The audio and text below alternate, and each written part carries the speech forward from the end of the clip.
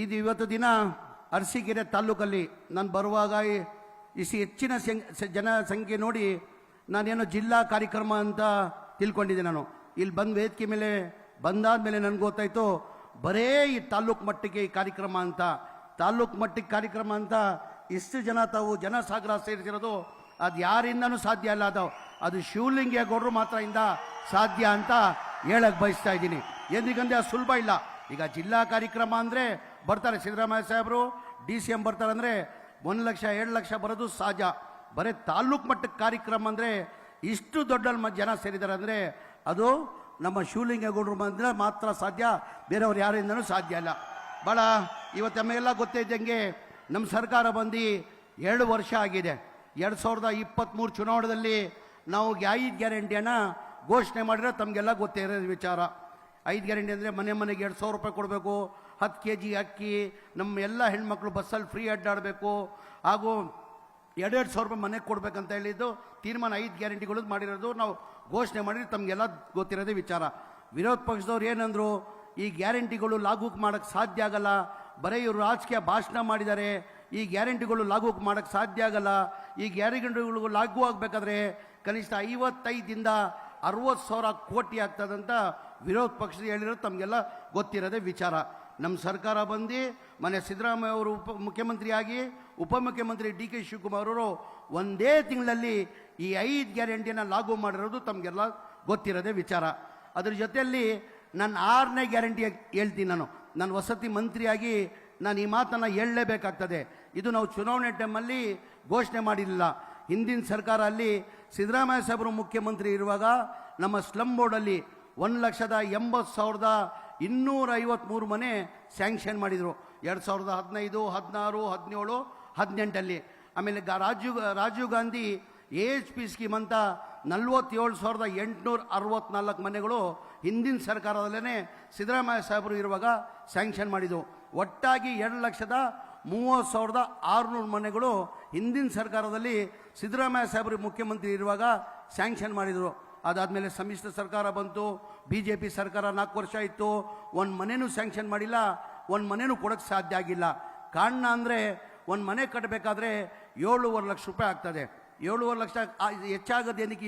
7.5 lakh cost ಹೆಚ್ಚೇನಕ್ಕೆ ಆಗ್ತಾಯಿದೆ ಅಂದರೆ ಕೇಂದ್ರ ಸರ್ಕಾರದಿಂದ 1.5 ಲಕ್ಷ ಸಬ್ಸಿಡಿ ಕೊಡ್ತಾವ್ರೆ. ಪ್ರಧಾನ ಮಂತ್ರಿ ಆವಾಸ್ ಯೋಜನಾ ಅಂತ ಹೇಳ್ಬಿಟ್ಟು 1.5 ಲಕ್ಷ ಸಬ್ಸಿಡಿ ಕೊಡ್ತಾವ್ರೆ. ಆ ಬಡವ್ರ ಮನೆಗೆ 18% GST ಹಾಕಿ 1,32,000 ರೂಪಾಯಿ ವಾಪಸ್ ತೊಗೊಳ್ತವ್ರೆ. ನಾಮಕೆ ವಾಸ್ತೆ 1.5 ಲಕ್ಷ ಕೊಡ್ತವ್ರೆ, ಹಿಂದೆಯಿಂದ 1,32,000 ರೂಪಾಯಿ ವಾಪಸ್ ತೊಗೊಳ್ತವ್ರೆ. ನನಗೆ ಮಾನ್ಯ ಸಿದ್ದರಾಮಯ್ಯ ಮುಖ್ಯಮಂತ್ರಿಗಳು ನನಗೆ ವಸತಿ ಮಂತ್ರಿಯಾಗಿ ಅವಕಾಶ ಮಾಡಿಕೊಡ್ದಾದ್ಮೇಲೆ ನನ್ನ ಗಮನಕ್ಕೆ ಬಂದಾದಮೇಲೆ ಹಿಂದಿನ ಸರ್ಕಾರದಲ್ಲಿ ಸಿದ್ದರಾಮಯ್ಯ ಸಾಹೇಬರು ಇರುವಾಗ ಈ ಮನೆಗಳು ಸ್ಯಾಂಕ್ಷನ್ ಮಾಡಿದ್ದು, ಒಂದು ಮನೆಯೂ ಕೊಡೋಕ್ಕೆ ಸಾಧ್ಯ ಆಗಿಲ್ಲ. ಕಾರಣ ಅಂದರೆ ಬಡವ್ರ ಬೆನಿಫಿಷರಿ ಕೇಂದ್ರ ಸರ್ಕಾರದಿಂದ 1.5 ಲಕ್ಷ ಕೊಡ್ತಾರೆ, ರಾಜ್ಯ ಸರ್ಕಾರದಿಂದ 1.5 ಲಕ್ಷ 1,20,000 ಜನರಲ್ ಕೊಡ್ತೀವಿ, SC STಗೆ 2 ಲಕ್ಷ ಕೊಡ್ತೀವಿ. ನಾವು ಆವ್ರೇಜ್ ತೊಗೊಂಡ್ರೆ 1.5 ಲಕ್ಷ ಆಗ್ತದೆ ನಮ್ಮ ರಾಜ್ಯ ಸರ್ಕಾರದು. 1.5 ಲಕ್ಷ ಕೇಂದ್ರ ಸರ್ಕಾರದು, ರಾಜ್ಯ ಸರ್ಕಾರದ 1.5 ಲಕ್ಷ ಸೇರಿಕೊಂಡ್ರೆ 3 ಲಕ್ಷ ಆಯಿತು. 7.5 ಲಕ್ಷದಲ್ಲಿ 3 ಲಕ್ಷ ತೆಗೆದ್ರೆ 4.5 ಲಕ್ಷ ಬೆನಿಫಿಷರಿ ಪೇಮೆಂಟ್ ಕಟ್ಟಬೇಕಾಗಿತ್ತು. ಬಡವ್ರ ಪಾಪ ಎಲ್ಲಿಂದ ಕಟ್ಟಕ್ಕೆ ಸಾಧ್ಯ? 8 ವರ್ಷದಿಂದ ಬೆನಿಫಿಷರಿ ಟೋಟಲ್ ಬರಬೇಕಾಗಿತ್ತು ಪೇಮೆಂಟ್. ನಮಗೆ ರಾಜೀವ್ ಗಾಂಧಿ ಮತ್ತು ಸ್ಲಮ್ ಬೋರ್ಡ್ದು 9,500 ಕೋಟಿ ಬೆನಿಫಿಷರಿ ಪೇಮೆಂಟ್ ಬರಬೇಕಾಗಿತ್ತು. ಬರೇ 310 ಕೋಟಿ ಬಂದಿದೆ. ಯಾರೋ 5,000 ಕಟ್ಟವ್ರೆ, ಯಾರೋ 10,000 ಕೊಟ್ಟವ್ರೆ, ಯಾರೋ 15,000 ಕೊಟ್ಟೆ. ಆದಮೇಲೆ ಬಡವ್ರು ಕಟ್ಟಕ್ಕೆ ಸಾಧ್ಯ ಆಗಲ್ಲ. ನನ್ನ ಗಮನಕ್ಕೆ ಬಂದಾದಮೇಲೆ ನಾನು ಹೆಂಗಪ್ಪ ಮನೆಯ ಮುಖ್ಯಮಂತ್ರಿಗಳಿಗೆ ಇದು ಹೇಳೋದು, ಇದು ಏನಕ್ಕೆಂದರೆ ಗ್ಯಾರಂಟಿಗಳಿಗೆ 55ರಿಂದ 60,000 ಕೋಟಿ ಆಗ್ತದೆ, ಈಗ ಹೆಂಗಪ್ಪ ಹೋಗಿ ಹೇಳಿದಂತ ಧೈರ್ಯ ಮಾಡಿ ನಾನು ಮನೆಯ ಮುಖ್ಯಮಂತ್ರಿ ಗಮನಕ್ಕೆ ತಂದೆ. ಸರ್, ಹಿಂದಿನ ಸರ್ಕಾರದಲ್ಲಿ ತಾವೇ ಮುಖ್ಯಮಂತ್ರಿ ಇರುವಾಗ ಈ ಮನೆಗಳು ಸ್ಯಾಂಕ್ಷನ್ ಮಾಡಿದ್ದು, ಅದಾದಮೇಲೆ ಒಂದು ಮನೆಯೂ ಕೊಡೋಕ್ಕೆ ಸಾಧ್ಯ ಆಗಿಲ್ಲ, ಒಂದು ಮನೆಯೂ ಸ್ಯಾಂಕ್ಷನ್ ಮಾಡಿಲ್ಲ, ಬಡವ್ರು ಈ ಥರ ಕಟ್ಟಕ್ಕೆ ಸಾಧ್ಯ ಆಗಲ್ಲ ಅಂತ ಮನೆಯ ಮುಖ್ಯಮಂತ್ರಿ ಗಮನಕ್ಕೆ ತಂದೆ. ಮನೆಯ ಮುಖ್ಯಮಂತ್ರಿಗಳು 2-3 ರಿವ್ಯೂ ಮೀಟಿಂಗ್ ಮಾಡಿ, ಇಲ್ಲ ಕಣೋ ನೀನು ಹೇಳ್ತಾರೆ ಸದ್ಯ ಬಡವ್ರು ದುಡ್ಡು ಕೊಡೋಕ್ಕೆ ಸಾಧ್ಯ ಆಗಲ್ಲ, ಅದು ಎಷ್ಟನ ಕಷ್ಟ ಆಗಲಿ, ಎಷ್ಟನ ತೊಂದರೆ ಆಗಲಿ, ಈ ದುಡ್ಡು ನಾನು ಕೊಡ್ತೀನಿ ಅಂತ ಹೇಳ್ಬಿಟ್ಟು 2024ಅಲ್ಲಿ ಕ್ಯಾಬಿನೆಟ್ ತಂದು 500 ಕೋಟಿ ಬಿಡುಗಡೆ ಮಾಡಿದ ಕಾರಣಕ್ಕೆ ಹೋದ ವರ್ಷ 2024ಅಲ್ಲಿ 36,789 ಮನೆಗಳು ಕೊಟ್ವಿ. ಏನಕ್ಕೆ BJP ಅವರು ಕೊಡೋಕ್ಕೆ ಸಾಧ್ಯ ಆಗಿಲ್ಲ? ಏನಕ್ಕೆ ಜನತಾದಲ್ಲವ್ರು ಕೊಡಕ್ಕೆ ಸಾಧ್ಯ ಆಗಿಲ್ಲ? ಅವ್ರ ಬಡವ್ರ ಬಗ್ಗೆ ಅವ್ರಿಗೆ ಕಾಳಜಿ ಇರಲಿಲ್ಲ. ಬರೀ ಕಾಂಗ್ರೆಸ್ ಪಕ್ಷಕ್ಕೆ ಮತ್ತು ಸಿದ್ದರಾಮಯ್ಯ ಸಾಹೇಬರಿಗೆ, ಡಿ ಕೆ ಶಿವಕುಮಾರ್ ಸಾಹೇಬ್ರಿಗೆ ಮಾತ್ರ ಬಡವ್ರ ಬಗ್ಗೆ ಕಾಳಜಿ ಅಂತ ತಾವು ಅರ್ಥ ಮಾಡ್ಕೊಳ್ಬೇಕಾಗ್ತದೆ. ಮನೆ ಮುಖ್ಯಮಂತ್ರಿಗಳು ಸೂಚನೆ ಕೊಟ್ಟಿದ್ದಾರೆ. ಏನು 2,30,000 ಮನೆಗಳು ಇದೆ, ಬರೋ ವರ್ಷ 2027 ಕೊನೆಯಲ್ಲಿ ಅದು ಎಷ್ಟನ್ನ ಕಷ್ಟ ಆಗಲಿ ಆ ದುಡ್ಡು ನಾನು ಕೊಡ್ತೀನಿ, ಆ ಬಡವ್ರಿಗೆ ಮನೆ ಕೊಡಬೇಕಂತ ನನಗೇನು ಸೂಚನೆಯನ್ನು ಕೊಟ್ಟಿದ್ದಾರೆ. ಜೂನಲ್ಲಿ 25ನೇ ತಾರೀಕಿಗೆ ನಾನು ಇನ್ನೂ ಸ್ಲಮ್ ಹೊಡೆದು 42,345 ಮನೆ ಕೊಡಬೇಕಂತ ಕಾರ್ಯಕ್ರಮ ಹುಬ್ಳಿದಲ್ಲಿ ಮಾಡಬೇಕಂತ ಇದ್ದೆ. ನನ್ನ ಜಿಲ್ಲೆಯಲ್ಲಿ ಜೂನಲ್ಲಿ 20ನೇ ತಾರೀಕಿಗೆ ಮಾನ್ಯ ಮುಖ್ಯಮಂತ್ರಿಗಳು, ಉಪಮುಖ್ಯಮಂತ್ರಿಗಳು ಸಾಧನಾ ಸಮಾವೇಶವನ್ನು ವಿಜಯನಗರ ಜಿಲ್ಲೆಯಲ್ಲೇ ಮಾಡಬೇಕು ನೀನಂತ ಹೇಳಿ ನಾನು ಅಲ್ಲೇ ಆಗಬೇಕಂತ ಹೇಳಿದ ಕಾರಣಕ್ಕೆ ಆ ಕಾರ್ಯಕ್ರಮ ನಾನು ಹುಬ್ಳಿಯನ್ನು ಪೋಸ್ಟ್ಪೋನ್ ಮಾಡಿ ಬರೋ ತಿಂಗಳಲ್ಲಿ ಇನ್ನೂ 42,354 ಮನೆಗಳು ಕೊಡ್ತಾ ಇದ್ದೀವಿ. ಏನಕ್ಕೆ ಇವ್ರು BJP ಅವ್ರು ಕೊಡೋಕ್ಕೆ ಸಾಧ್ಯ ಆಗಿಲ್ಲ? ಏನಕ್ಕೆ ಜನತಾದಲ್ಲವ್ರು ಕೊಡೋಕ್ಕೆ ಸಾಧ್ಯ ಆಗಿಲ್ಲ ಅಂದರೆ ಬರೋರ ಬಗ್ಗೆ ಅವ್ರ ಕಾಳಜಿಯಲ್ಲಿ ಅಂತ ತಾವು ಅರ್ಥ ಮಾಡ್ಕೊಳ್ಬೇಕಾಗ್ತದೆ. ದಯಮಾಡಿ ಆ ಹಿನ್ನೆಲೆಯಲ್ಲಿ BJP ಅವರು ಹೇಳ್ತಾರೆ ದಿವಾಲಿ ಆಗಿಬಿಟ್ಟಿದೆ ಸರ್ಕಾರ, ಸರ್ಕಾರದಲ್ಲಿ ದುಡ್ಡಿಲ್ಲ, ಎಲ್ಲ ಗ್ಯಾರಂಟಿಗಳು ದುಡ್ಡು ಹೋಗ್ತಾ ಇದೆ ಅಂತ. ಮೊನ್ನೆ ನನ್ನ ನೆಂಗಮಂಗಲ ಕಾರ್ಯಕ್ರಮ ಹೋಗಿದೆ, ಹೋದ ವಾರ ನನ್ನ ನೆಂಗಮಂಗಲ ಕಾರ್ಯಕ್ರಮ ಹೋಗಿದೆ.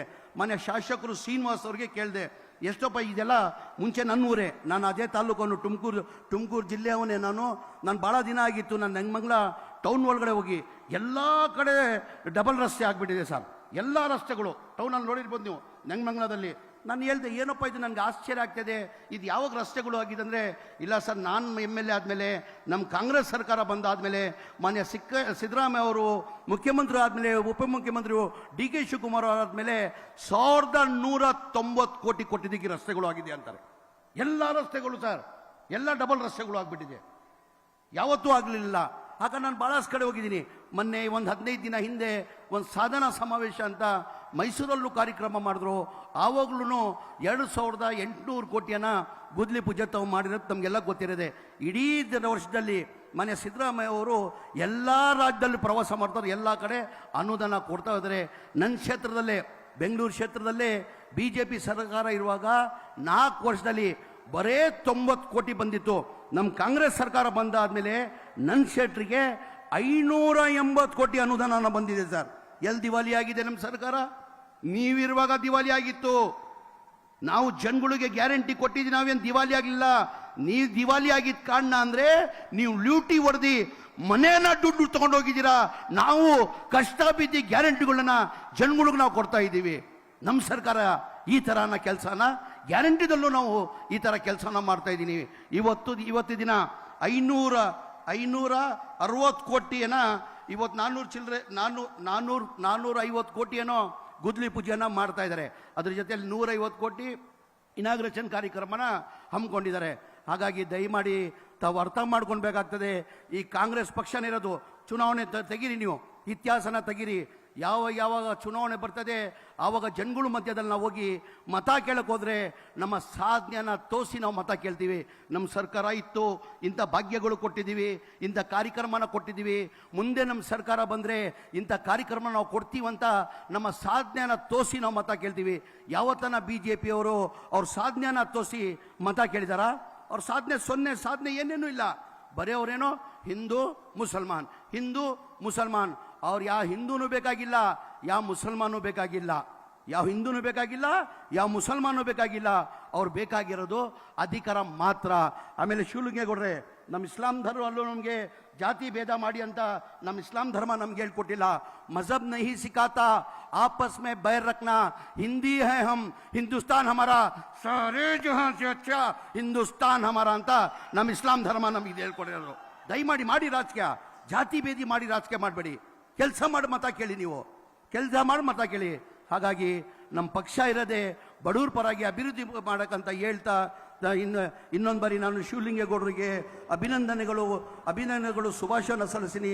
ಇಷ್ಟು ದೊಡ್ಡ ಮಟ್ಟದಲ್ಲಿ ಕಾರ್ಯಕ್ರಮ ಆಗಲಿ ನಾನಂತೂ ಇಲ್ಲ, ನಮ್ಮ ಹೈಕಮಾಂಡ್ ಪಕ್ಷ ಮತ್ತು DCM ಮತ್ತು ಮುಖ್ಯಮಂತ್ರಿಗಳು ತಮ್ಮನ್ನ ಮಂತ್ರಿ ಮಾಡಬೇಕಂತ ಇರೋದು ಅವ್ರ ವ್ಯಕ್ತಿಯಲ್ಲಿ, ಹೈಕಮಾಂಡ್ ವ್ಯಕ್ತಿಯಲ್ಲಿ ಇರೋದು.